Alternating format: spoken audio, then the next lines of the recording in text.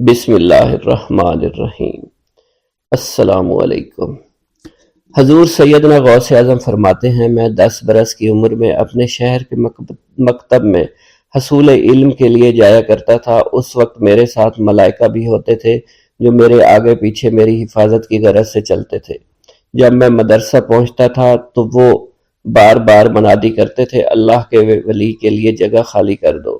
چنانچہ وہ میرے لیے جگہ خالی کر دیتے تھے۔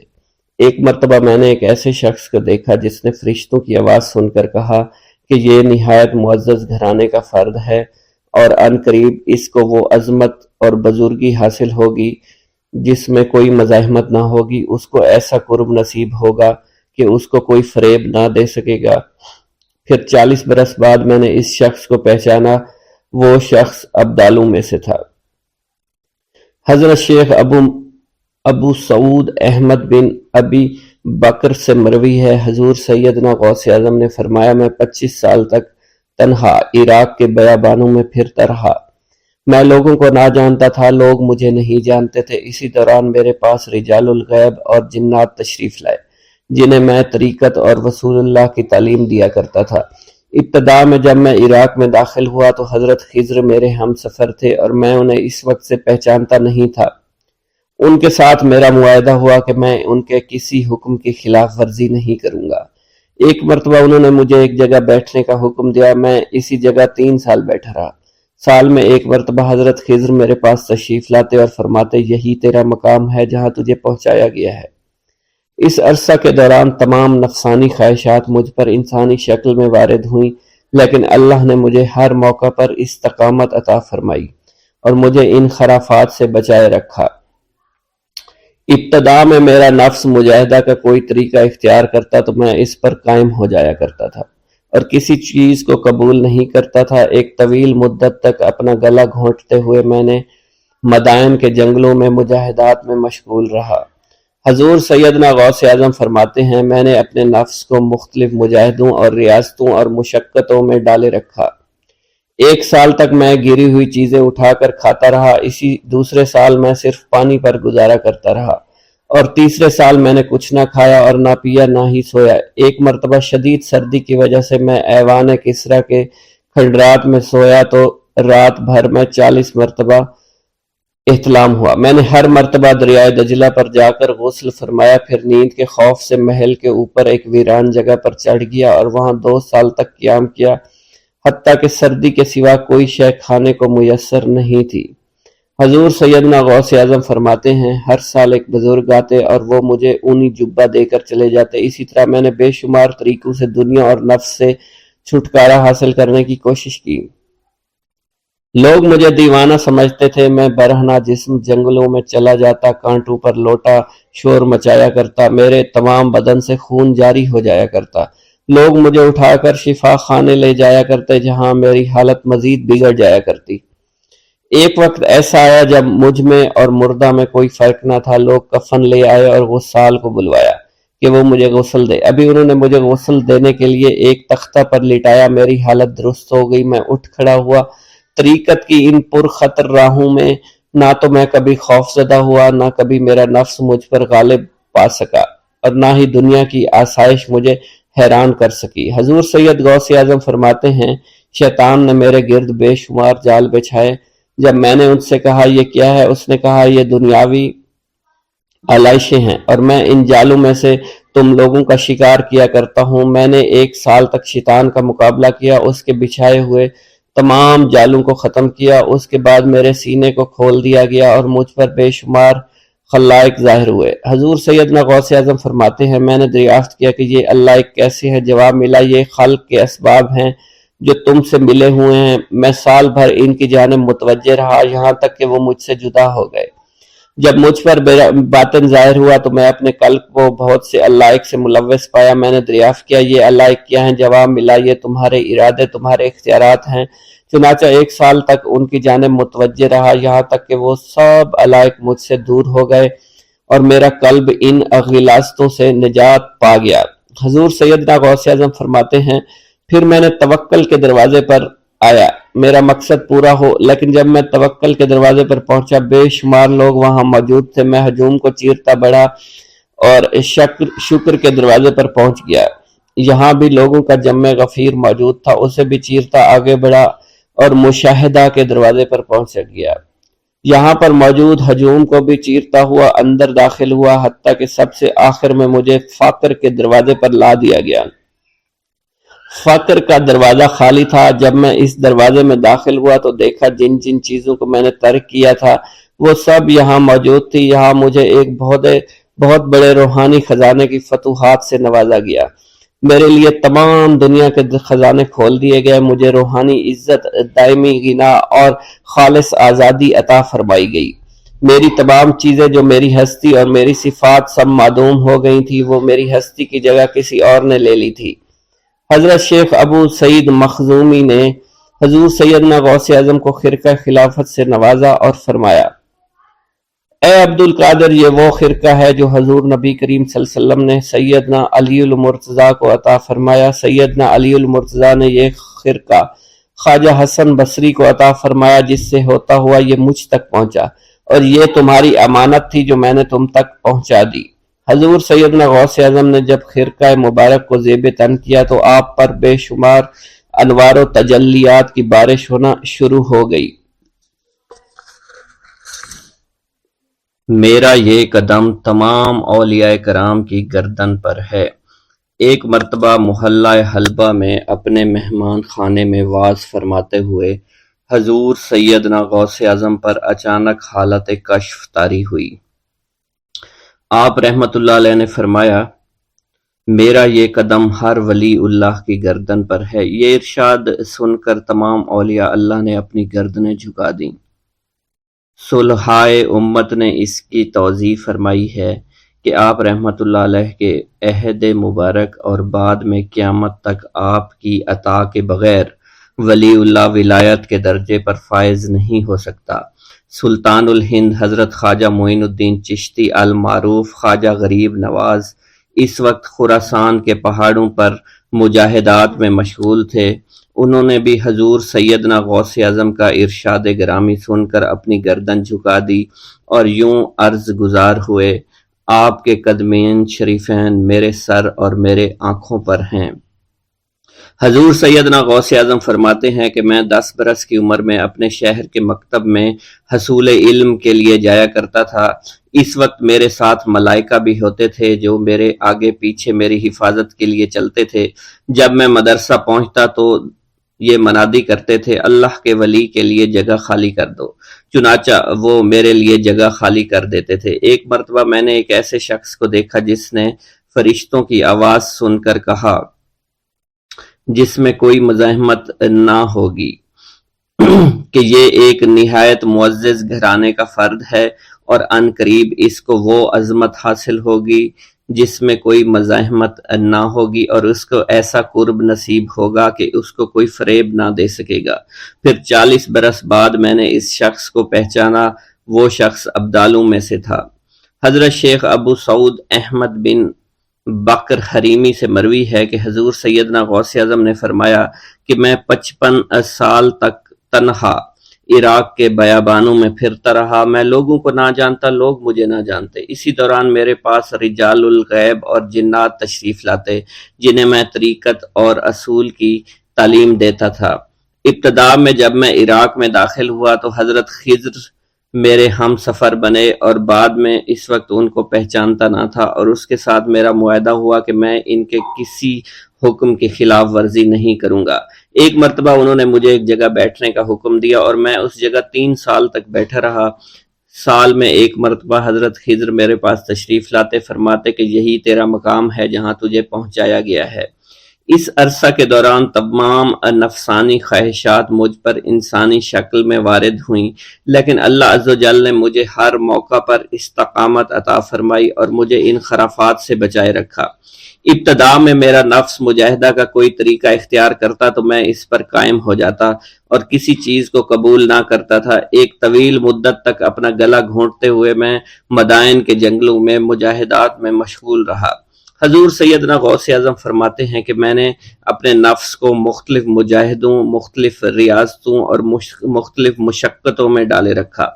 1 سال تک میں گری ہوئی چیزیں اٹھا کر کھاتا رہا، دوسرے سال پانی پر گزارا کیا، اور تیسرے سال نہ میں نے کچھ کھایا، نہ پیا اور نہ ہی سویا۔ ایک مرتبہ شدید سردی کی وجہ سے میں ایوان کسریٰ کے کھنڈرات میں سویا تو رات بھر میں 40 مرتبہ طبیعت خراب ہوئی۔ حضور سیدنا غوث اعظم فرماتے ہیں، ہر سال ایک بزرگ آتے اور وہ مجھے جبہ دے کر چلے جاتے۔ اسی طرح میں نے بے شمار طریقوں سے دنیا اور نفس سے چھٹکارا پانے کی کوشش کی۔ لوگ مجھے دیوانہ سمجھتے تھے۔ میں برہنہ جسم جنگلوں میں چلا جاتا اور کانٹوں پر لوٹتا شور مچاتا تھا۔ میرا تمام بدن سے خون جاری ہو جایا کرتا تھا اور لوگ مجھے اٹھا کر شفا خانے لے جایا کرتے، جہاں میری حالت مزید بگڑ جاتی۔ ایک وقت ایسا بھی آیا جب مجھ میں اور مردہ میں کوئی فرق نہ تھا۔ لوگ کفن لے کر آئے، غسال کو بلوایا کہ وہ مجھے غسل دے دیں۔ ابھی انہوں نے مجھے غسل دینے کے لیے تختہ پر ڈالا ہی تھا کہ میری حالت درست ہو گئی۔ میں اٹھ کھڑا ہوا۔ طریقت کی ان پرخطر راہوں میں نہ تو میں کبھی خوف زدہ ہوا اور نہ کبھی میرا نفس مجھ پر غلبہ پا سکا، اور نہ ہی دنیا کی آرائش مجھے حیران کر سکی۔ حضور سیدنا غوث اعظم فرماتے ہیں، شیطان نے میرے گرد بے شمار جال بچھائے۔ جب میں نے اس سے کہا کہ یہ کیا ہے تو اس نے کہا یہ دنیاوی چیزیں ہیں اور میں ان جالوں سے تم جیسوں کو شکار کرتا ہوں۔ میں نے 1 سال تک شیطان کا مقابلہ کیا، اس کے بچھائے ہوئے تمام جالوں کو ختم کر دیا۔ اس کے بعد میرے سینے کو کھول دیا گیا اور مجھ پر بے شمار خلائق ظاہر ہوئے۔ حضور سیدنا غوث اعظم فرماتے ہیں، میں نے دریافت کیا کہ یہ علائق کیسے ہیں؟ جواب ملا کہ یہ خلق کے اسباب ہیں جو تم سے ملے ہوئے ہیں۔ میں سال بھر ان کی جانب متوجہ رہا، یہاں تک کہ وہ مجھ سے جدا ہو گئے۔ جب مجھ پر میرا باطن ظاہر کیا گیا تو میں نے اپنے قلب کو بہت سے علائق سے ملوث پایا۔ میں نے دریافت کیا کہ یہ علائق کیا ہیں؟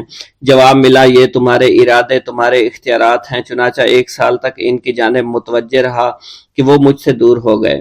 میرا قلب ان تمام غلاظتوں سے نجات پا گیا۔ پھر مجھ پر میرے نفس کو ظاہر کیا گیا۔ میں نے اس کا مشاہدہ کیا، مجھے معلوم ہوا اس کے ساتھ کچھ امراض اور بھی ہیں اور نفس کی خواہشات زندہ ہیں۔ نفس کا شیطان سرکش ہے۔ چنانچہ میں نے سال بھر پھر توجہ دلائی اور میرے نفس کے تمام امراض سرے سے ہی ختم ہو گئے اور اس کے شیطان نے کلمہ پڑھ لیا اور پھر میرے تمام امور اللہ کے لیے ہو گئے اور میں اپنی ہستی سے باہر نکل آیا۔ حضور سیدنا غوث اعظم فرماتے ہیں، پھر میں توکل کے دروازے پر آیا تاکہ میرا مقصد پورا ہو، لیکن جب میں نے توکل کے دروازے پر پہنچا تو بے شمار لوگ موجود تھے۔ میں اس ہجوم کو چیرتا ہوا آگے بڑھا اور شکر کے دروازے پر پہنچ گیا۔ یہاں پر بھی لوگوں کا جمع غفیر موجود تھا، اسے بھی چیرتا ہوا آگے بڑھا اور مشاہدہ کے دروازے پر پہنچ گیا اور یہاں پر موجود ہجوم کو چیرتا ہوا اندر داخل ہوا، حتیٰ کہ سب سے آخر میں مجھے فقر کے دروازے پر لایا گیا۔ فقر کا دروازہ خالی تھا۔ جب اس دروازہ میں داخل ہوا تو دیکھا جن جن چیزوں کو میں نے ترک کیا تھا وہ سب یہاں موجود تھیں۔ یہاں مجھے ایک بہت بڑے روحانی خزانے کی فتوحات سے نوازا گیا اور میرے لیے تمام دنیا کے خزانے کھول دیے گئے۔ مجھے روحانی عزت، دائمی فنا اور خالص آزادی عطا فرمائی گئی۔ میری تمام چیزیں جو میری ہستی اور میری صفات سب معدوم ہو گئیں اور میری ہستی کی جگہ کسی اور نے لے لی۔ حضرت شیخ ابو سعید مخزومی نے حضور سیدنا غوث اعظم کو خرقہ خلافت سے نوازا اور فرمایا، اے عبد القادر، یہ وہ خرقہ ہے جو حضور نبی کریم صلی اللہ علیہ وسلم نے حضرت سیدنا علی المرتضیٰ کو عطا فرمایا، اور حضرت سیدنا علی المرتضیٰ نے یہ خرقہ حضرت خواجہ حسن بصری کو عطا فرمایا تھا، جس سے ہوتا ہوا یہ خرقہ مجھ تک پہنچا، اور یہ تمہاری امانت تھی جو میں نے تم تک آج پہنچا دی ہے۔ حضور سیدنا غوث اعظم نے جب خرقہ مبارک کو زیب تن کیا تو آپ پر بے شمار انوار و تجلیات کی بارش ہونا شروع ہو گئی۔ حضور سیدنا غوث اعظم نے حضرت شیخ ابو سعید مخزومی کے مدرسہ میں تدریسی فرائض سر انجام دینا شروع کر دیے۔ آپ کے لیے فی الحال تدریسی مصروفیات کے علاوہ کوئی کام نہ تھا۔ آپ کی شبانہ روز کی محنت سے آپ کے نام کا شعرہ کچھ ہی دنوں میں سارے بغداد میں پھیل گیا۔ طلبہ دور دراز کے علاقوں سے علم کے حصول کے لیے آنے لگے۔ طلبہ کی تعداد جب مزید بڑھنا شروع ہو گئی تو ارد گرد کے کئی مکانات کو خرید کر مدرسہ میں داخل کر لیا گیا۔ کتب سیر میں منقول ہے کہ 528 ہجری میں آپ مدرسہ نظامیہ کی وسیع عمارت تعمیر فرما چکے تھے۔ اس مدرسہ کی تعمیر میں آپ نے بحیثیت مزدور بھی حصہ لیا تھا۔ حضرت شیخ ابو الخشاب سے مروی ہے کہ میں جوانی میں جب علم نحو پڑھ رہا تھا تو لوگوں نے مجھے حضور سیدنا غوث اعظم کے پاس جانے کا مشورہ دیا، اور اس کی وجہ سے مجھے بھی اشتیاق ہوا کہ میں آپ کا واز سنوں۔ ایک مرتبہ کچھ لوگوں کے ہمراہ آپ کی مجلس میں دوستوں کے ہمراہ حاضر ہوا۔ آپ نے میری جانب توجہ کرتے ہوئے فرمایا، ہماری صحبت اختیار کر لو۔ چنانچہ میں نے آپ کے فرمان کے مطابق آپ کی صحبت کو اختیار کر لیا۔ آپ نے مجھے علم نحو کے علاوہ علوم عقلیہ اور تقلد حاصل کیے جس سے مجھے کوئی واقفیت پہلے نہیں تھی۔ 1 سال کے عرصہ میں آپ کی نظر کرم سے میں نے وہ علوم حاصل کر لیے جو گزشتہ اتنی عمر گزارنے کے باوجود بھی مجھے حاصل نہیں ہوئے تھے۔ منقول ہے حضرت شیخ بقا بن بطو، شیخ علی بن ہیتی اور شیخ کیلوی جب حضور سیدنا غوث اعظم کے مدرسہ میں آتے تو جھاڑو دیا کرتے تھے اور چھڑکاؤ کرتے تھے، لیکن آپ کی اجازت کے بغیر کبھی اندر داخل نہ ہوتے تھے۔ اجازت ملنے کے بعد آپ حضرات اندر داخل ہوتے اور اجازت ملنے پر ہی بیٹھتے تھے۔ آپ سے امان طلب کرتے اور امان مل جانے کے بعد مؤدب ہو کر بیٹھ جاتے۔ جس وقت آپ کہیں جانے کا ارادہ کرتے تو یہ حضرات سواری کے ہمراہ چلتے۔ آپ انہیں اس فعل سے منع فرمایا کرتے تھے اور کہتے تھے کہ ہمیں آپ کے ذریعے قرب الہی حاصل ہوا ہے۔ حضرت شیخ محمد قائل الادنیٰ سے مروی ہے کہ ایک مرتبہ حضور سیدنا غوث اعظم سے دریافت کیا گیا کہ آپ کی بزرگی اور عظمت کا راز کیا ہے۔ آپ نے فرمایا کہ میں کبھی جھوٹ نہیں بولتا اور کبھی کسی سے کذب بیانی نہیں کرتا۔ پیر دستگیر حضور غوث اعظم شیخ عبد القادر جیلانی رحمۃ اللہ علیہ نے اپنی زندگی کا ایک لمبا عرصہ مجاہدات میں گزارا۔ جب آپ بغداد شریف میں علم دین پڑھتے تھے، آپ کا معمول تھا کہ مدرسے کے اسباب پڑھ کر جنگل کی طرف نکل جایا کرتے تھے اور وہیں اپنے سبق یاد کرتے تھے، عبادت میں مصروف اور مشغول رہا کرتے تھے۔ اسی زمانے کی بات ہے کہ ایک روز حضور غوث اعظم شیخ عبد القادر جیلانی رحمۃ اللہ علیہ نے کسی غار کے قریب ایک پتھر کو دیکھا۔ اس پر ایک درود پاک لکھا ہوا تھا اور ساتھ ہی یہ بھی لکھا تھا کہ یہ درود جو پتھر پر لکھا ہے اسے ایک مرتبہ پڑھنے سے 50,000 درود شریف پڑھنے کا ثواب ملتا ہے۔ حضور غوث اعظم رحمۃ اللہ علیہ نے وہ درود شریف لکھ لیا اور اسے پڑھنے لگے۔ بعد میں ایک روز آپ کو خواب میں پیارے آقا مکی مدنی محمد مصطفیٰ صلی اللہ علیہ وآلہ وسلم کی زیارت ہوئی۔ آپ نے آخری نبی رسول ہاشمی صلی اللہ علیہ وسلم سے اس درود شریف کے متعلق پوچھا کہ کیا یہ وہی درود شریف ہے جس کے پڑھنے سے 50,000 درود شریف پڑھنے کا ثواب ملتا ہے؟ سرکار عالی وقار مکی مدنی تاجدار مدینہ صلی اللہ علیہ وآلہ وسلم نے فرمایا، اس درود شریف کے پڑھنے سے 50,000 کا نہیں بلکہ 70,000 درود شریف کا ثواب ملتا ہے۔ سبحان اللہ۔ اللہ پاک کے اپنے محبوب کی امت پر کرم نوازیاں دیکھی کہ جو بندہ ایک بار درود شریف پڑھے، روایت کے مطابق اسے 10 نیکیاں ملتی ہیں، 10 گناہ معاف ہوتے ہیں اور 10 درجات ہی بلند کیے جاتے ہیں۔ یہی کرم نوازی کتنی عظیم ہے کہ ایک مرتبہ درود شریف پڑھنے سے اتنا ثواب ملے۔ اس پر مزید کرم بالائے کرم کہ ایسے درود شریف بھی ہیں جنہیں صرف ایک مرتبہ پڑھنے سے صرف ایک درود شریف کا ثواب نہیں بلکہ کئی ہزار درود شریف کا ثواب ملتا ہے۔ حضور غوث پاک شیخ عبد القادر جیلانی نے پتھر پر لکھا ہوا جو درود شریف آپ پیارے آقا مکی مدنی محمد صلی اللہ علیہ وسلم نے خواب میں تشریف لا کر بتایا کہ اسے ایک مرتبہ پڑھنے کے 70,000 درود شریف کا ثواب ملتا ہے۔ سبحان اللہ، کاش ہم ان کرم نوازیوں کی قدر کو جان پائیں۔ ہمارے پیر غوث پاک رحمت اللہ علیہ فرماتے ہیں، اے محمد، اللہ پاک کا شکر ادا کیا کرو، پہلی امتیں جتنا عمل کرتی تھی اللہ پاک ان کی نسبت تم سے تھوڑے عمل پر ہی راضی ہو جاتا ہے۔ مزید فرماتے ہیں کہ مسجد کو لازمی پکڑو اور نبی رحمت صلی اللہ علیہ وآلہ وسلم پر کثرت سے درود شریف پڑھا کرو۔ اللہ پاک ہمیں کثرت سے درود شریف پڑھنے کی توفیق عطا فرمائے۔ یہ درود شریف قادری حضرات اپنے مریدوں کو روزانہ 511 مرتبہ یا 111 مرتبہ پڑھنے کی تلقین کیا کرتے ہیں۔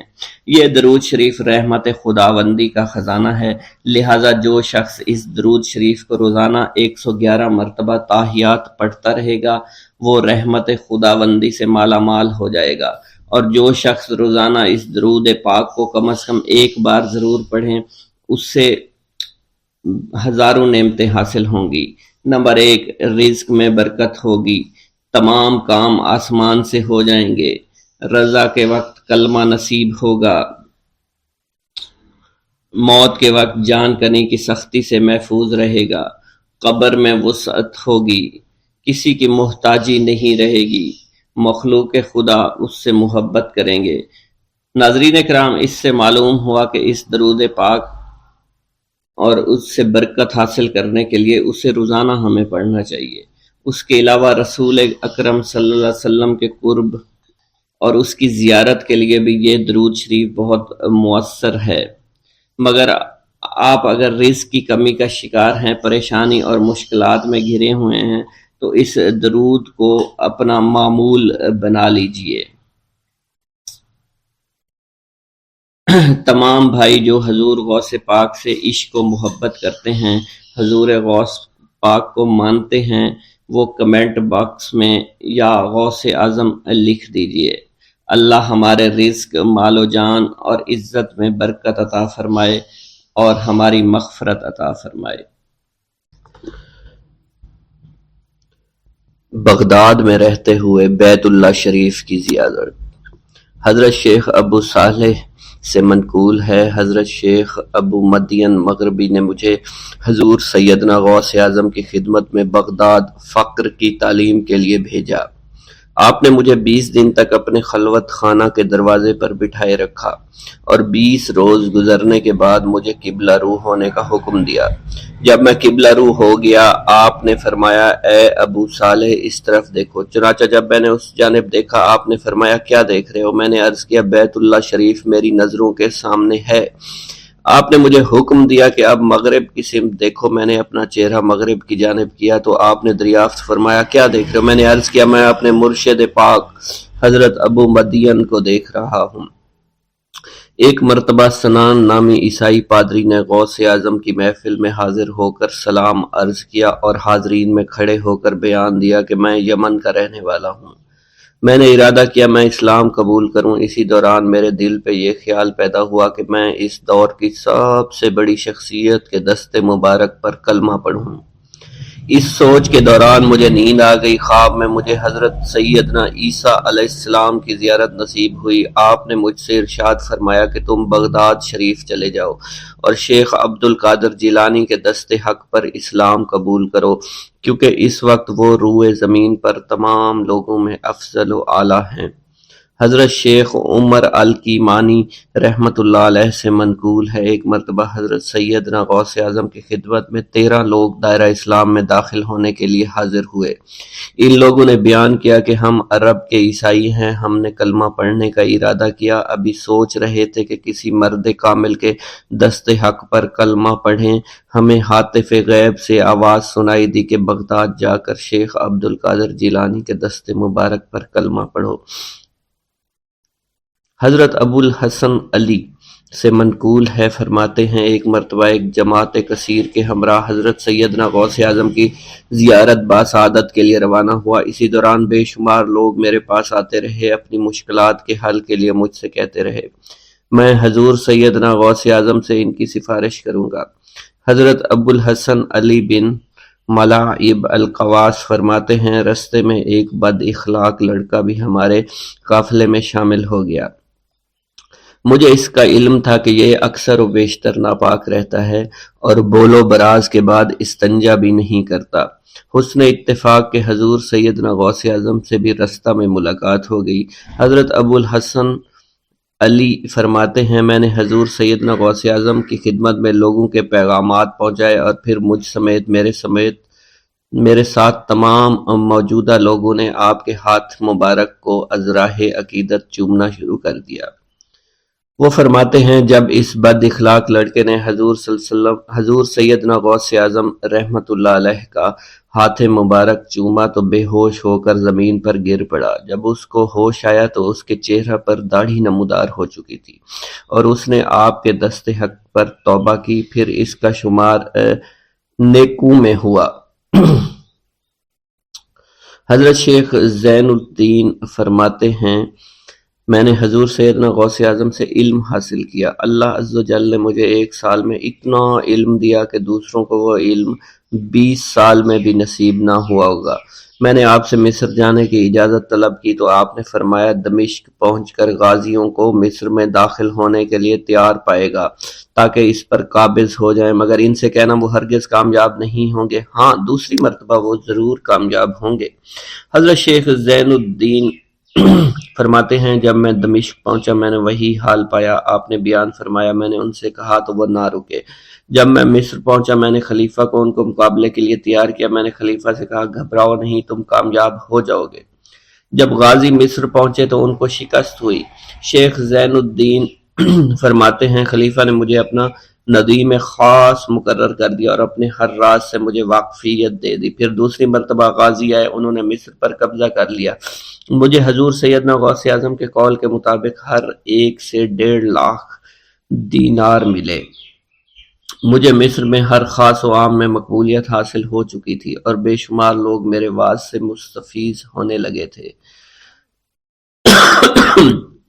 حضرت سیدنا غوث اعظم شیخ عبد القادر جیلانی کی خدمت میں ایک عورت حاضر ہوئی، آپ سے دعا کی درخواست کی کہ اس کے ہاں اولاد ہو۔ آپ نے مراقبہ میں جا کر لوح محفوظ کا مشاہدہ کیا تو وہاں لکھا تھا اس عورت کی قسمت میں اولاد نہیں ہے۔ آپ نے اللہ کے حضور اس کے لیے دعا فرمائی، غیب سے ندا آئی اس کے ہاں اولاد نہیں، آپ اس کے حق میں دعا جاری رکھیں، یہاں تک کہ غیب سے آپ کو ندا آئی کہ ہم نے آپ کی دعا کی بدولت اس کو 7 لڑکے عطا فرمائے۔ چنانچہ اس عورت کے ہاں یکے بعد دیگرے 7 لڑکوں کی دعا کی پیدائش ہوئی۔ حضرت شیخ ابو الخیر منقول ہے فرماتے ہیں میں شیخ ابو حسن اور شیخ خلیل بن احمد اور شیخ ابو عبداللہ کی خدمت میں حاضر تھے۔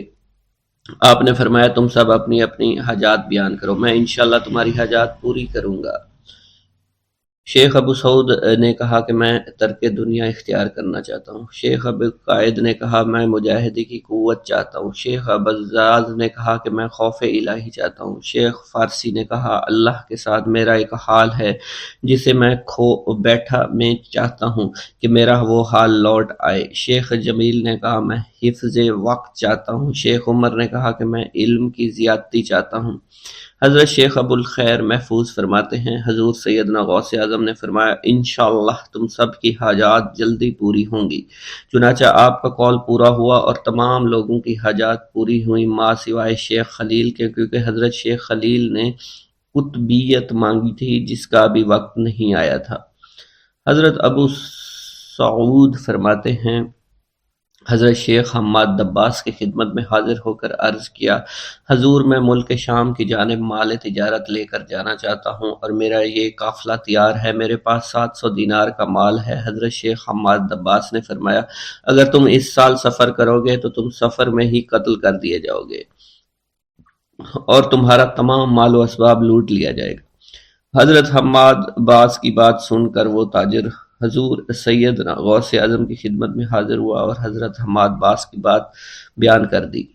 آپ نے فرمایا کہ تم سفر پر جاؤ، میں تمہارا ضامن ہوں۔ آپ کا فرمان سن کر وہ سامان تجارت لے کر شام پہنچا۔ اپنا تمام مال فروخت کرنے کے بعد وہ تاجر اپنے کسی کام سے حلب گیا، وہاں ایک مقام پر اس نے 1000 دینار رکھ دیا اور حلب میں اپنی قیام گاہ پر واپس آ گیا۔ اس نے خواب میں دیکھا عرب بدوؤں نے ایک قافلہ لوٹا ہے، قافلہ کے کئی آدمیوں کو قتل کیا ہے جس میں وہ شامل ہے۔ اس کے بعد وہ بیدار ہوا، گھبرا کر اس جگہ پہنچا جہاں اس نے 1000 دینار رکھے تھے، اس کے دینار وہیں پر رکھے اس کو مل گئے۔ دینار لے کر واپس قیام گاہ پہنچا، بغداد شریف واپس جانے کی تیاری شروع کر دی۔ جب وہ تاجر بغداد شریف واپس پہنچا تو پہلے حضرت حماد عباس کی خدمت میں حاضر ہوا تو آپ نے فرمایا کہ تم پہلے حضور سیدنا غوث اعظم کی خدمت میں حاضر ہو، کیونکہ وہ محبوب سبحانی ہیں، انہوں نے اللہ کے حضور تمہارے لیے 70 مرتبہ دعا مانگی، یہاں تک کہ تمہاری حقیقت کو خواب میں بدل دیا گیا۔ وہ تاجر آپ کی خدمت میں حاضر ہوا اور آپ نے حضرت حماد عباس کی بات کی تصدیق کی۔ بسم اللہ الرحمن الرحیم۔ ناظرین گرامی، روایت میں آتا ہے کہ قطب الاقطاب حضرت شیخ عبد القادر جیلانی الحسنی والحسینی الجیلانی، حضرت غوث اعظم شیخ عبد القادر جیلانی رحمۃ اللہ علیہ جب نماز ادا کرتے تو بہت زار و قطار رویا کرتے، یعنی گریہ زاری کیا کرتے تھے۔ روتے روتے آپ کی ہچکی بن جایا کرتی تھی۔ جب آپ رحمت اللہ علیہ مسجد میں اپنے مریدین اور شاگردوں کے ساتھ باجماعت نماز پڑھتے، اللہ پاک کی محبت اور عشق میں اتنے ڈوب کر عبادت کرتے کہ ان کے شاگرد آپ کی رقت آمیزی کو دیکھ کر، یعنی رونے کے انداز کو دیکھتے اور کہتے اگر اصل نماز دیکھنی ہے تو غوث پاک کی نماز کو دیکھا جائے۔ تو ایک بار کا ذکر ہے کہ آپ رحمت اللہ علیہ عراق کی مسجد میں سے باجماعت نماز پڑھ کر باہر نکلے، آپ کے مریدین بھی آپ کے ساتھ تھے۔ آپ نے دیکھا کہ اسی محلے میں کچھ بچے اخروٹ کے ساتھ کھیل رہے ہیں۔ آپ بچوں سے بہت پیار کیا کرتے تھے، گویا کہ خود بچپن میں کبھی بچوں کی طرح کھیل کود نہیں کر سکے، لیکن بچوں کو دیکھ کر آپ مسکراتے تھے۔ آپ آگے بڑھنے لگے اور مریدین کی بڑی جماعت بھی آپ کے ساتھ تھی۔ ابھی آپ زیادہ دور نہیں گئے تھے کہ ان بچوں نے ایک دوسرے کے کان میں کچھ بولنا شروع کر دیا اور اشارے میں باتیں کرنے لگے کہ کیا خیال ہے کہ جو بابا جی سب سے نمایاں ہیں، نورانی چمکتے ہوئے چہرے والے ہیں، سب سے آگے چل رہے ہیں، ان کو بولا جائے جو فرمائش ہمیں کرنی ہے ان سے کر دیں، کیا یہ ہمیں ڈانٹیں گے تو نہیں؟ تو کچھ سمجھدار بچے ہم زبان ہوئے اور کہا نہیں نہیں، یہ جو بابا ہے نا بہت اچھے ہیں، ان سے جو کچھ کہو گے انہوں نے وہ ہماری بات پوری کرنی ہے، ہم ان سے ایک میٹھی اور لذیذ چیز آج منگواتے ہیں۔ تو ان میں سے ایک بچہ جو سب سے بڑا تھا پاس آیا اور کہا بابا میری بات سنیں۔ آپ نے بہت پیار اور شفقت سے اس کے سر پر ہاتھ رکھا اور کہا بیٹا کہو۔ اس نے کہا کہ میرا دل کر رہا ہے کہ میں آپ سے کچھ مانگوں۔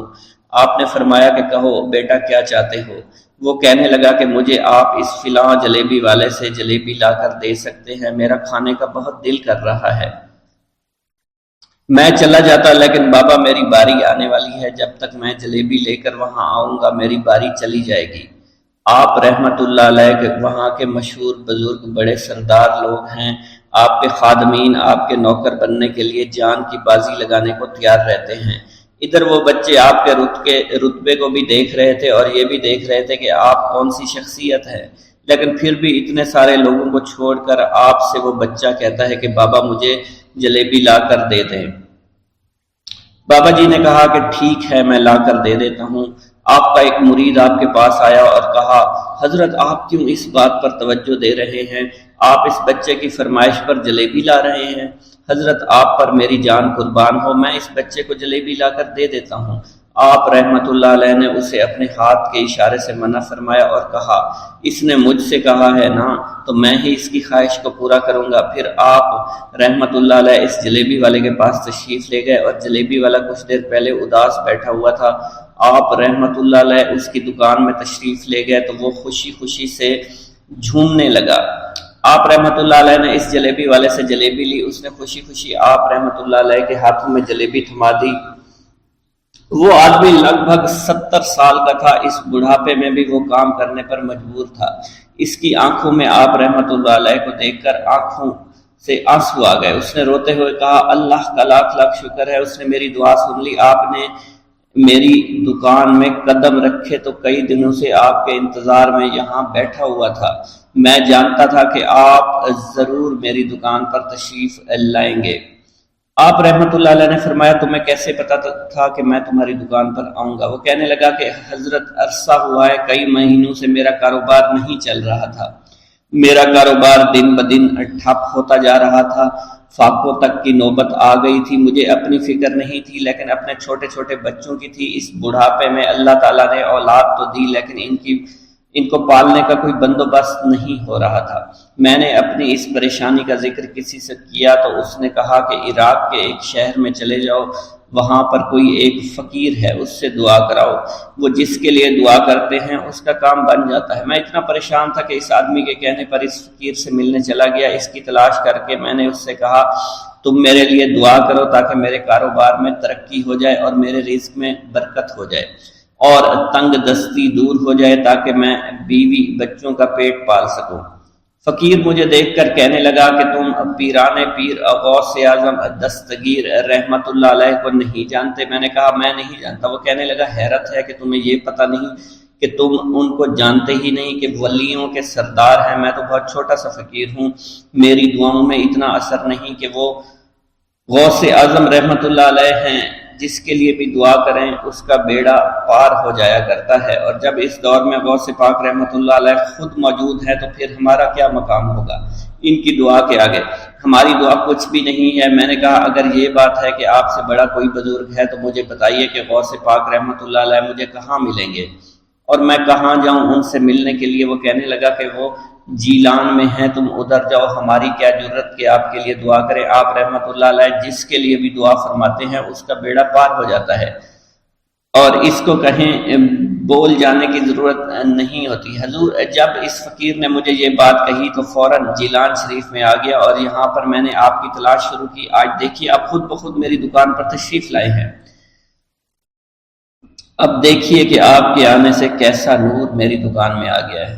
حضور میرے حق میں دعا فرما دیجئے، اللہ پاک میری زندگی کو آسانیاں عطا فرمائے، مجھے اپنی بیوی اور بچوں کی بہت فکر ہے۔ آپ رحمت اللہ علیہ نے فرمایا پریشان ہونے کی ضرورت نہیں، اللہ تعالیٰ سب معاملات ٹھیک فرما دے گا۔ یہ کہہ کر آپ تشریف لے گئے، اس بچے کے پاس آئے اور اس کے ہاتھ میں جلیبی تھما دی۔ ابھی وہاں سے جانے والے تھے، دوسرا بچہ آیا، اس نے کہا کہ بابا آپ نے اسے تو جلیبی لا کر دی ہے، مجھے بھی لا کر دیں۔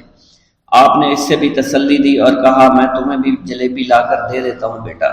یہ دیکھ کر مریدین بہت غصہ ہونے لگے اور کہا کہ حضور ہم اس بچے کو جلیبی لا کر دے دیتے ہیں، آپ کیوں زحمت کرتے ہیں؟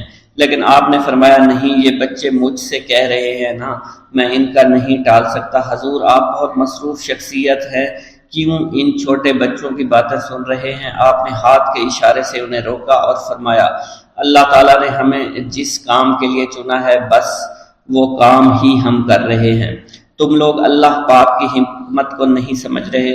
پھر آپ جتنی بار وہ بچے آپ کو بھیجتے رہے، آپ رحمت اللہ علیہ ان کے لیے جلیبیاں لاتے رہے، حتیٰ کہ آخری بچے کو بھی آپ نے جلیبی لا کر دے دی اور وہ مزے سے کھانے لگے۔ جلیبی کھانے کے بعد وہ آپ کو دعائیں کرنے لگے اور کہا آپ بہت اچھے انسان ہیں، جیسا کہ آپ کے بارے میں ہم نے سنا تھا آپ ویسے ہی ہیں، آپ اخلاق کے بہت عمدہ ہیں، آپ کی سخاوت کے بارے میں ہم نے جتنا سن رکھا تھا آپ اتنے ہی سخی ہیں، ہم آپ سے بہت خوش ہوئے۔ آپ رحمت اللہ علیہ مسکرائے، بچوں کی خوشی دیکھ کر آپ کو دلی اطمینان ملا۔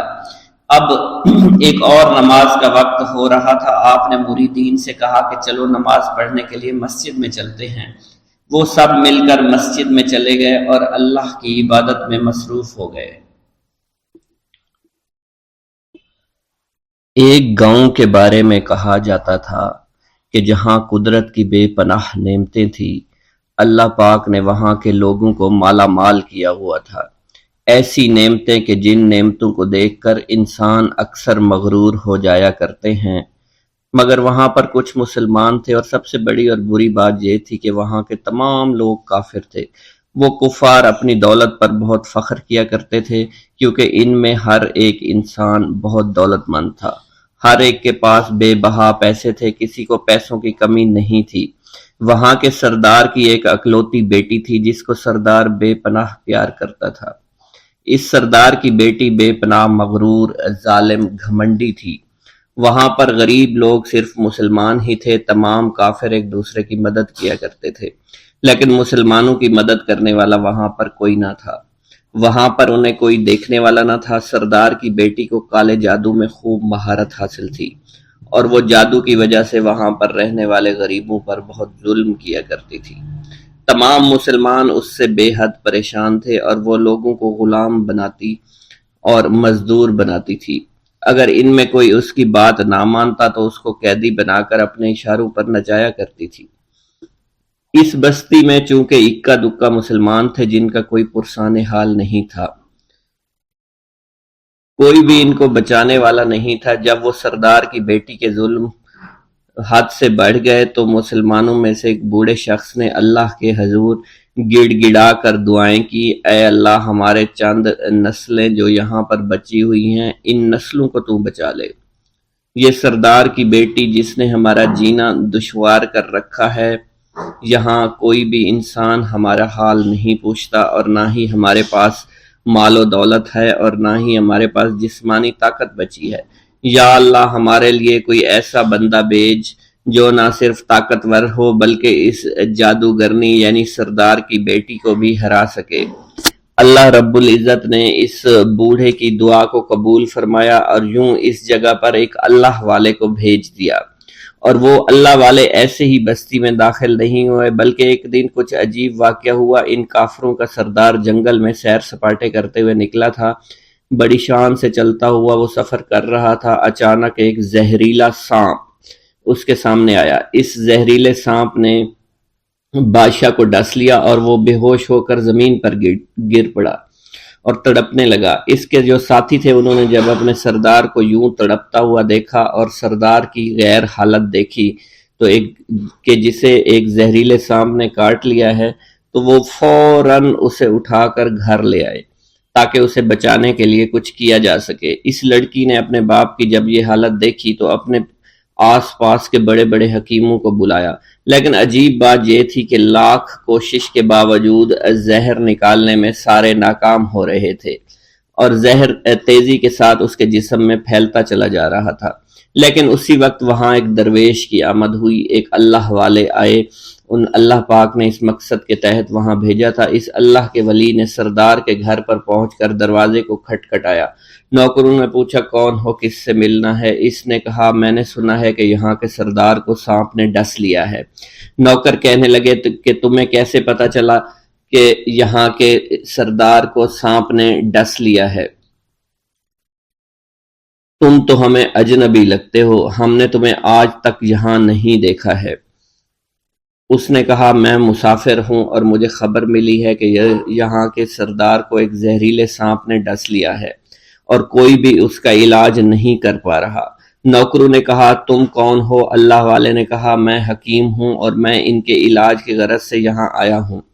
وہ نوکر اللہ والے کی حالت دیکھ کر ہنسنے لگے کیونکہ آپ نے پھٹے پرانے کپڑے پہن رکھے تھے اور دیکھنے سے بہت غریب معلوم ہوتے تھے۔ وہ نوکر کہنے لگے کہ اتنے بڑے سردار کا علاج کرو گے؟ ارے یہاں تو اس کے پاس بڑے بڑے حکیم بلائے گئے ہیں، ہمارے سردار کے پاس پیسوں کی کوئی کمی نہیں ہے، اور وہ تم جیسے غریب سے بھلا کیوں علاج کروائیں گے؟ درویش نے کہا اگر تم چاہتے ہو تمہارے سردار کی جان بچ جائے پھر مجھے اندر جانے دو۔ غلام کہنے لگا ٹھیک ہے ہم اندر جا کر اجازت لے کر آتے ہیں۔ نوکر اندر گئے، سردار کی بیٹی سے کہا ایک غریب آیا ہے، کپڑوں سے فقیر معلوم ہوتا ہے لیکن کہتا ہے میں سردار کا علاج کر سکتا ہوں اور میں سردار کا علاج کروں گا۔ جو زہر تیزی کے ساتھ جسم میں پھیل رہا ہے میں اس کو باہر نکال پھینک کروں گا۔ اس کی بیٹی کہنے لگی ٹھیک ہے بلا لو۔ جب وہ اللہ والے اس کے گھر کے اندر گئے تو دیکھا سردار تڑپ رہا تھا، ٹانگ کو بار بار بستر پر پٹخ رہا تھا۔ اللہ والے نے اس کے پیر کی طرف دیکھا جہاں سانپ نے اس کو کاٹا تھا، اسی جگہ اللہ والے نے تھوک دیا، فوراً وہاں سے بھاگ گئے۔ اس کے سارے سپاہی اس کی بیٹی دیکھ کر حیران رہ گئے کہ یہ بھلا کون سا دیوانہ ہے، کمرے میں آیا علاج کی بجائے اسی جگہ پر تھوک دیا جہاں صرف کاٹا تھا اور بھاگ بھی گیا، اس کو کوئی گرفتار نہیں کر سکا۔ سردار کی بیٹی غصے میں تل ملا اٹھی کہ اس نے جو گستاخی کی ہے اس کی کوئی بات نہیں، تھوک کو میں صاف کروا دوں گی مگر اس کو تو میں ابھی گرفتار کرواتی ہوں۔ اور اس نے اپنے سردار کے ایک نوکر سے کہا کہ اس تھوک کو صاف کرو۔ اس نوکر نے تھوک کو صاف کرنے کی بجائے اس کو اچھی طرح سے ٹانگ پر مل دیا۔ لڑکی نے کہا کیا کر رہی ہو؟ اس فقیر نے میرے باپ کی ٹانگ پر تھوک دیا، اب اس تھوک کو تم مل رہے ہو؟ حکیم نے اپنے ہاتھ کے اشارے سے سردار کے بیٹے کو روک دیا۔ جیسے اس تھوک کو سردار کی ٹانگ پر ملا گیا، فوراً سارا زہر ختم ہو گیا۔ جو ٹانگ کٹنے کے قابل تھی وہ ٹانگ بالکل ٹھیک ہو چکی تھی، جو نیلی پڑ چکی تھی اب اصلی حالت میں آہستہ آہستہ واپس آ رہی تھی۔ اور جب وہ قبیلے کا سردار بالکل ٹھیک ہو گیا، ہوش میں آ گیا تو حیران رہ گیا۔ اسے بتایا کہ فقیر بابا کے تھوک کی وجہ سے آپ ٹھیک ہوئے ہیں۔ اس نے کہا وہ بزرگ تو ہمارے لیے مسیحا ہے، تم لوگوں نے انہیں جانے کیوں دیا؟ انہیں میرے پاس لے کر آؤ، انہوں نے ہم پر بہت بڑا احسان کیا ہے، ہم اس کے احسان کا بدلہ ضرور چکائیں گے۔ اس کی بیٹی جو خاموشی سے باپ کو دیکھ رہی تھی، اس نے کچھ بھی نہ کہا۔ گاؤں کے سردار کے کہنے پر سارے سپاہی اللہ والے کو ڈھونڈنے کے لیے نکل گئے۔ وہ چاروں طرف پھیل گئے لیکن کہیں بھی اللہ والے کا پتہ نہیں چل رہا تھا۔ پھر جب سپاہی تلاش کرتے کرتے جنگل میں داخل ہوئے، وہاں ایک درخت کے نیچے ایک آدمی کو عبادت کرتے ہوئے دیکھا۔ وہ غور سے اس کو دیکھ رہے تھے اور کہہ رہے تھے یہ کس طرح کی عبادت کر رہے ہیں؟ ہم لوگ تو اپنے بتوں کے آگے ہاتھ جوڑتے ہیں، یہ نہ جانے کس کو سجدہ کر رہے ہیں۔ خیر، عبادت کے فوراً بعد اللہ والے کو پکڑ لیا، گاؤں کے سردار کے سامنے پیش کیا۔ وہ کہنے لگا آپ کون ہیں اور کہاں سے آئے ہیں؟ سب سے پہلے تو میں گستاخی کی معافی چاہتا ہوں، میرے لوگوں نے آپ کے ساتھ بڑی بدتمیزی کی، لیکن آپ کی وجہ سے آج میں زندہ ہوں۔ ہم گناہ گاروں کی وجہ سے آپ جیسے لوگوں کو بہت تکلیف ہوئی ہے، اس لیے میں معذرت چاہتا ہوں۔ آپ سے درخواست کرتا ہوں کہ آپ میری طرف سے یہ قیمتی لباس یعنی کپڑے اور عربی گھوڑا قبول کیجئے۔ اللہ والوں نے اس کی طرف مسکرا کر دیکھا اور کہا یہ گھوڑا، یہ لباس بہت قیمتی ہے، مگر یہ لباس پہن کر اس گھوڑے کے لیے گھاس کاٹوں گا تو کیا اچھا لگوں گا؟ سردار نے کہا فکر نہ کریں، گھوڑے کے ساتھ ساتھ ہم آپ کو نوکر بھی دیں گے۔ اللہ والے نے کہا کہ اتنی مال و دولت اور نوکروں کے ساتھ میں اکیلا رہوں گا؟ گاؤں کا سردار بولا حضور آپ کی یہ بات سن کر میں سوچ میں گم ہو گیا ہوں، لیکن یہ میری بیٹی آپ کے سامنے حاضر ہے۔ بیٹی حیرت سے اپنے باپ کو دیکھ رہی تھی کہ میرا باپ اب کیا کہنے والا ہے۔ سردار نے کہا میری بیٹی جسے آپ نے دیکھ لیا ہے، اس کی شادی میں آپ سے کر دوں گا، مگر ایک شرط ہے کہ آپ کو اپنے مذہب کو چھوڑنا پڑے گا۔ میرے سپاہیوں نے آپ کو عبادت کرتے ہوئے دیکھا ہے، جہاں تک ہمارے معمولات ہیں ہم بتوں کے آگے سجدہ کرتے ہیں اور ان کی عبادت کرتے ہیں، اور آپ جس کے آگے سجدہ کرتے ہیں وہ اللہ ہے، یعنی آپ مسلمان ہیں، اس لیے آپ کو اپنا مذہب چھوڑنا پڑے گا۔ کیا آپ ایسا کر سکتے ہیں؟ اللہ والے نے کہا کہ مجھے ایک بات بتائیے، آپ سب کچھ دیکھ رہے ہیں، آپ نے مجھے یہ بھی دعا دی کہ میری اولادیں ہوں اور آپ کی نسل آپ کی بیٹی سے چلے گی۔ مجھے ایک بات بتائیں، اگر ان بچوں میں سے کسی بچے کو خدا نہ خواستہ کچھ ہو گیا تو کس کو رونا پڑے گا؟ سردار نے جواب دیا اگر خدا نہ خواستہ کچھ ایسا ہوا تو رونا مجھ کو ہی پڑے گا۔ اللہ والا نے مسکرا کر کہا اگر یہ سارا مال لے کر مجھے رونا ہی پڑا تو آپ اپنا گھوڑا، اپنی دولت، اپنی بیٹی، ہر چیز اپنے پاس رکھ لو۔ میں خوش ہوں، میں مسلمان ہوں، میں ٹھیک ہوں۔ اگر یہ تمام چیزیں لے کر مجھے اپنا محلہ چھوڑنا پڑے تو میں اپنی جان دے کر بھی اپنے مذہب کو نہیں چھوڑوں گا۔ جس طرح آپ نے مجھے نوازا ہے، میں اسی رب کے دین کو چھوڑ کر چلا جاؤں گا۔ صرف چند پیسوں کی خاطر میں ہر دن پیسہ نہیں کر سکتا، اور اپنی درویشی میں بہت خوش ہوں۔ اللہ نے مجھے جس مقصد کے لیے بھیجا تھا وہ میرا مقصد پورا ہو جائے گا۔ گاؤں کے سردار نے پوچھا، یہ کہہ کر وہ اللہ والے جانے لگے تو سردار نے درویش کو رک جانے کا کہا اور کہنے لگے میں نے مال دے کر تمہیں آزمایا اور تمہیں پرکھا، لیکن تم اپنے مذہب کو چھوڑنے پر راضی نہیں ہو۔ اگر تم یہی سب کرنے آئے تھے تو تمہیں اس بات کا ڈر نہیں؟ کیا تم نہیں جانتے ہم کتنے طاقتور ہیں، اور میری بیٹی اپنے عمل میں اتنی ماہر ہے کہ تمہیں یہاں کھڑے کھڑے ابھی جنگلی جانور بنا سکتی ہے۔ اللہ والے نے کہا کہ اس نے جنگلی جانور کمزور لوگوں کو بنایا ہوگا، یہ مجھے جانور بنا کر تو دکھائے۔ اس سے پہلے کہ گاؤں کا سردار اپنی بیٹی سے کچھ کہتا کہ اس پر وار کرو، اللہ والے نے جادوگرنی پر ایسی پھونک ماری کہ وہ اسی وقت ایک بہت بڑی چھپکلی بن گئی۔ وہ کچھ بھی نہیں کر پا رہی تھی، وہ چھپکلی اتنی بڑی تھی کہ وہاں پر جتنے بھی انسان کھڑے تھے ان سب میں سب سے زیادہ اونچا اس کا قد تھا۔ وہ چھپکلی اللہ والے کے پاس آئی، اپنا زہر اس پر اگلنا چاہتی تھی کہ اسی وقت اس نے اس کے منہ پر تھوک دیا۔ تھوکنے کی دیر تھی، وہ چھپکلی جلنے لگی اور جس سے گرمی کی وجہ سے اس کا چہرہ پگھل رہا تھا، اس کا چہرہ جل کر کالا ہو چکا تھا۔ وہ مرنے والی تھی کہ سردار دوڑتا ہوا قدموں میں آ کر گر پڑا اور معافی مانگنے لگا اور کہنے لگا، حضور اس گستاخی کے لیے میں معذرت خواہ ہوں، آپ مجھے معاف کر دو، میں نے سچ میں آپ کو بہت کمزور سمجھا تھا، آپ کو آپ کا مذہب سے ہٹانا چاہا تھا۔ اگر میری بیٹی ٹھیک ہو جائے تو میں سچ کہتا ہوں یہاں پر جتنے لوگ ہیں ہم پوری کی پوری بستی مسلمان ہو جائیں گے۔ اللہ والے نے کہا کہ ہم تمہیں اپنے دین میں شامل کرنے کے لیے یہ سب نہیں کر رہے، بلکہ تم لوگ مسلمان بھائیوں پر جو ظلم کرتے ہو وہ ظلم کو ختم کرنے کے لیے ہم یہاں آئے ہیں۔ ہمارے دین میں جبر اور ظلم نہیں۔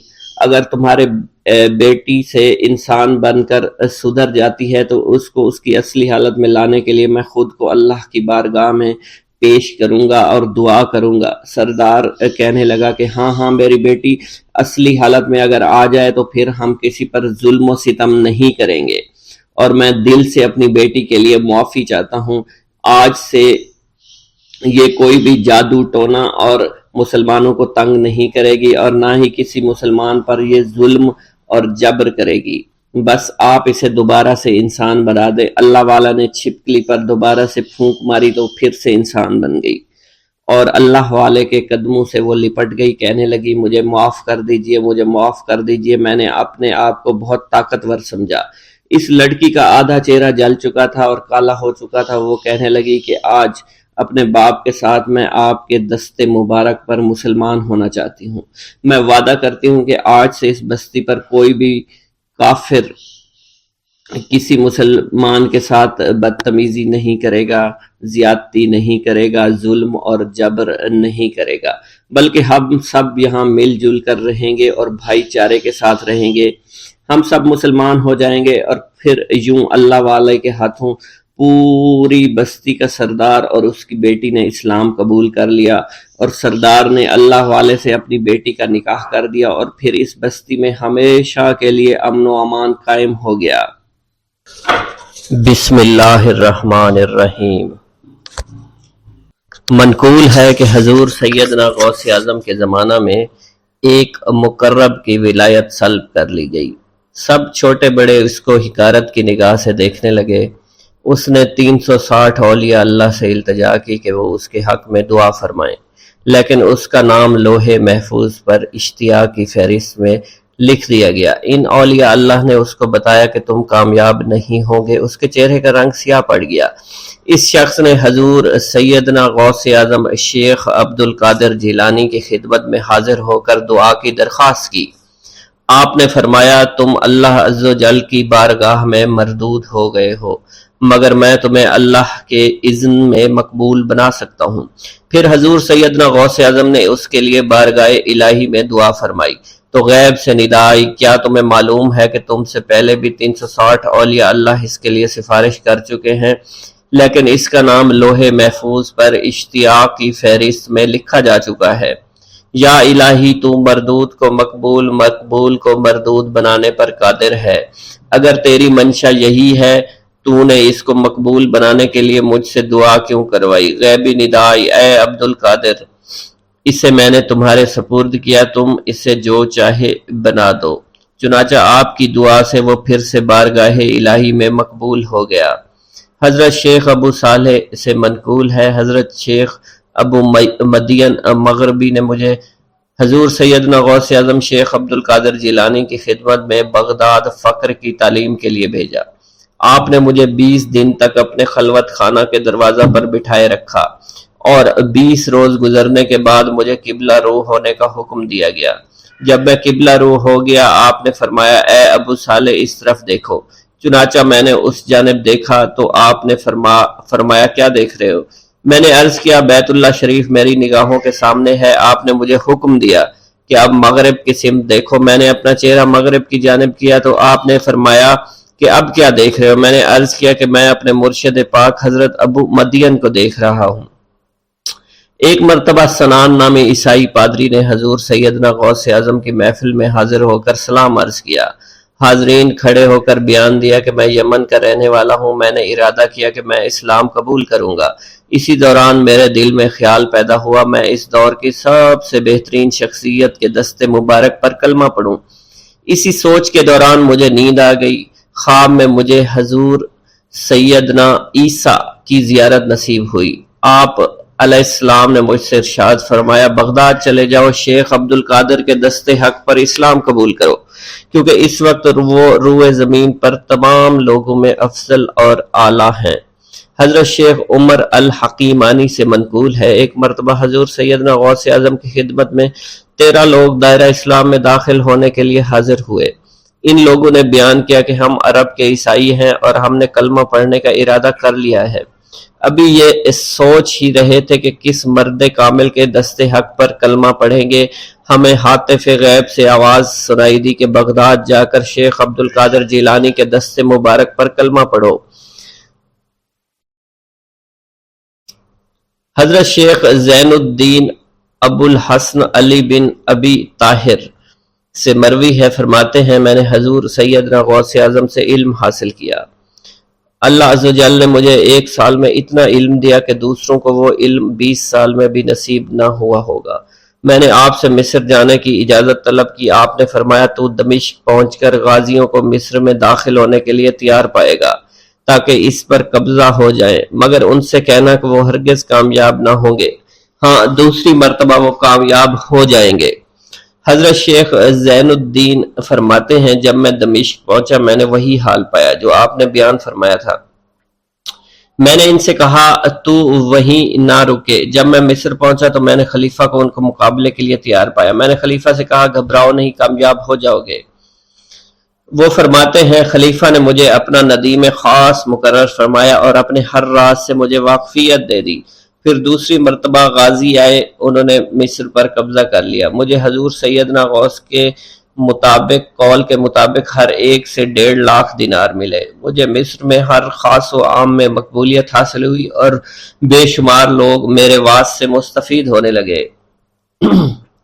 حضرت شیخ ابو الخیر سے منقول ہے، فرماتے ہیں میں شیخ ابو محمد حسن، شیخ ابو قاسم، شیخ ابو حفظ کی خدمت میں حاضر ہوئے۔ آپ نے فرمایا تم سب اپنی اپنی حاجات بیان کرو، میں انشاءاللہ تمہاری حاجات پوری کروں گا۔ شیخ ابو سعید نے کہا کہ میں ترک دنیا اختیار کرنا چاہتا ہوں۔ شیخ ابن قائد وانی نے کہا کہ مجھے مجاہدے کی قوت عطا کر دیجئے۔ شیخ بزاز نے کہا خوف الہی چاہتا ہوں۔ شیخ فارسی نے کہا اللہ کے ساتھ میرا ایک حال ہے جسے میں کھو بیٹھا ہوں، چاہتا ہوں میرا وہ حال لوٹ آئے۔ شیخ جمیل نے کہا میں حفظ کرنا چاہتا ہوں۔ شیخ عمر نے کہا میں علم کی زیادتی چاہتا ہوں۔ شیخ خلیل نے کہا میں چاہتا ہوں مجھے موت نہ آئے، یہاں تک کہ مجھے مقام قطبیت پر فائز کیا جائے۔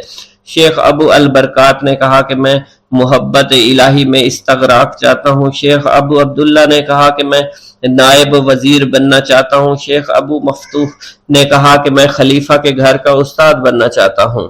حضرت شیخ ابو الخیر فرماتے ہیں حضور سیدنا غوث اعظم نے فرمایا انشاءاللہ تم سب کی حاجات جلد پوری ہوں گی۔ چنانچہ آپ کا قول پورا ہوا اور تمام لوگوں کی حاجات پوری ہوئیں ماں سوائے شیخ خلیل کے، کیونکہ حضرت شیخ خلیل نے قطبیت مانگی تھی جس کا وقت ابھی نہیں آیا تھا۔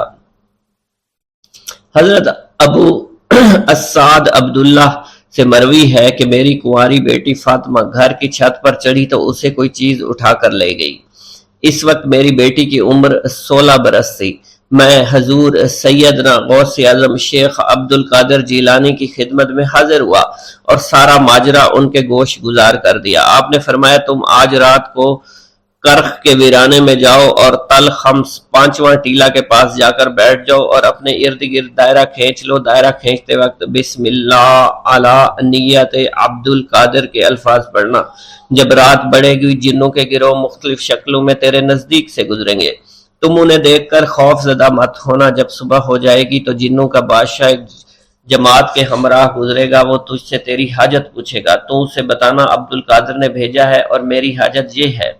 ابو سعید فرماتے ہیں میں نے حکم کی تعمیل کی، آپ کے فرمان کے مطابق ڈراؤنی شکلوں والے لوگ گزرے مگر دائرہ کے نزدیک کوئی نہ آ سکا، یہاں تک کہ صبح جنوں کا بادشاہ گھوڑے پر سوار ہو کر آیا۔ اس کے ساتھ ایک کثیر جماعت بھی تھی۔ اس نے مجھ سے کہا، میری حاجت پوچھی۔ میں نے اسے حضور سیدنا غوث اعظم کا پیغام پہنچاتے ہوئے کہا اور اپنی حاجت بیان کی۔ میری بات سن کر وہ بادشاہ گھوڑے سے اترا، زمین کو بوسہ دیتے ہوئے دائرہ کے کنارے بیٹھ گیا۔ بادشاہ کے بیٹھتے ہوئی جماعت بھی بیٹھ گئی۔ پھر بادشاہ نے اپنی جماعت کے کچھ لوگوں کو حکم دیا، جاؤ، جس نے یہ کام کیا ہے اسے میرے پاس لے کر آؤ۔ چنانچہ وہ لوگ ایک سرکش جن کو پکڑ لائے، جس کے ساتھ میری بیٹی بھی تھی۔ جنوں کے بادشاہ سے کہا گیا کہ یہ ملک چین کے سرکش جنوں میں سے ہے۔ بادشاہ نے اس جن کو مخاطب کرتے ہوئے کہا کہ تمہیں قطب وقت کے قدموں کے نیچے سے لڑکی اٹھانے کی جرت کیوں کر پیش ہوئی؟ اس سرکش جن نے کہا کہ میں اس لڑکی پر عاشق ہو گیا تھا۔ بادشاہ جن نے اس سرکش جن کو سر قلم کرنے کا حکم دیا اور میری بیٹی مجھے واپس لوٹا دی۔ میں نے بادشاہ جن سے کہا کہ تم نے حضور سیدنا غوث اعظم کا حکم بجا لانے میں کوئی کسر نہ چھوڑی۔ بادشاہ جن نے کہا کہ وہ گھر بیٹھے ہم جیسے سرکشوں کو دیکھ لیتے ہیں، خواہ کتنی ہی دور کیوں نہ بیٹھے ہوں۔ جب اللہ عز و جل کوئی قطب مقرر کرتا ہے تو اسے جن و انس پر قدرت عطا فرما دیتا ہے۔ تفریح الخاطر میں منقول ہے، حضور سیدنا غوث اعظم کے وصال کے بعد ایک شخص جو کہ عرصہ دراز سے مرشد کامل کی تلاش میں تھا اور وہ آپ کا شورا سننے کے بعد آپ کی خدمت میں بغداد شریف پہنچا۔ جب اس شخص کو معلوم ہوا کہ آپ وصال فرما گئے ہیں تو وہ آپ کی قبر مبارک پر حاضر ہوا اور آداب زیارت بجا لایا۔ آپ اپنی قبر مبارک سے باہر تشریف لائے، اس کا ہاتھ پکڑ کر اسے سلسلہ عالیہ قادریہ میں بیعت فرما دیا اور اس کی جانب خصوصی توجہ فرمائی۔ حضرت ابو بکر ارقیمی فرماتے ہیں، میں ابتدائی عمر میں شتر بانی کا کام کیا کرتا تھا۔ ایک مرتبہ مجھے ایک شخص کے ساتھ حج کرنے کا اتفاق ہوا۔ اس شخص کو یہ خطرہ لاحق ہوا کہ وہ عنقریب مر جائے گا۔ اس نے مجھے ایک چادر اور 10 دینار دیے اور فرمایا، یہ میری امانت تم بغداد شریف واپس جا کر حضور سیدنا غوث اعظم شیخ عبد القادر جیلانی رحمۃ اللہ علیہ کی خدمت میں پیش کر دینا۔ حضرت ابو بکر الکیمی فرماتے ہیں کہ میں اس وصیت کے کچھ دنوں بعد اس شخص کا انتقال ہو گیا۔ میں جب بغداد شریف تشریف لایا تو لالچ میں پھنس گیا۔ میرے دل میں خیال آیا ان چیزوں کے متعلق کسی کو کچھ علم نہیں ہے، چنانچہ میں نے وہ چادر اور 10 دینار اپنے پاس رکھ لیے۔ ایک دن میں بازار سے گزر رہا تھا، میری ملاقات حضور سیدنا غوث اعظم سے ہوئی۔ میں نے آپ کو سلام کیا، آپ نے میرا ہاتھ پکڑ کر فرمایا، تم نے 10 دیناروں کے لیے بھی اللہ کا خوف نہیں کیا، میری امانت اپنے پاس رکھ لی اور میرے پاس اپنی آمد و رفت بھی ختم کر لی۔ حضرت ابو بکر ارقیمی فرماتے ہیں کہ حضور سیدنا غوث اعظم کی بات سن کر مجھ پر غشی طاری ہو گئی اور جب مجھے ہوش آیا میں نے وہ چادر اور 10 دینار لا کر آپ کی خدمت میں پیش کیے اور معافی کا خواستگار ہوا۔ واللہ عالم۔